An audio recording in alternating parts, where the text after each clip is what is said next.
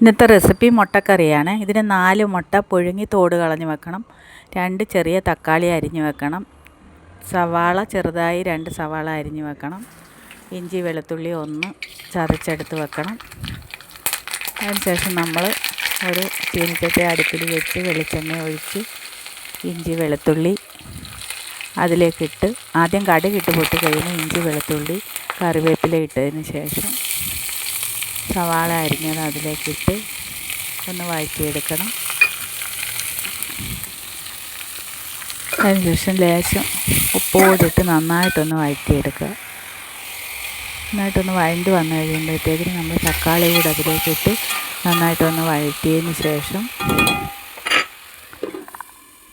ഒന്ന് അടച്ച് വെക്കണം.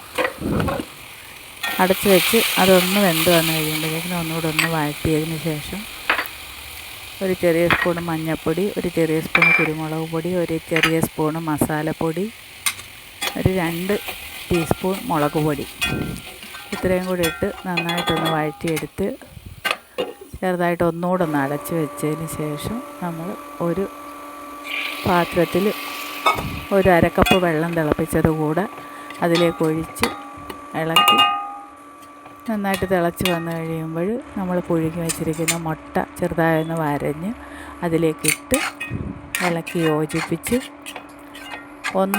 ജസ്റ്റ് ഒന്ന് അടച്ച് വെച്ച് എടുത്തതിന് ശേഷം 1 മിനിറ്റ് ഒന്ന് അടച്ച് വെച്ചാൽ മതി.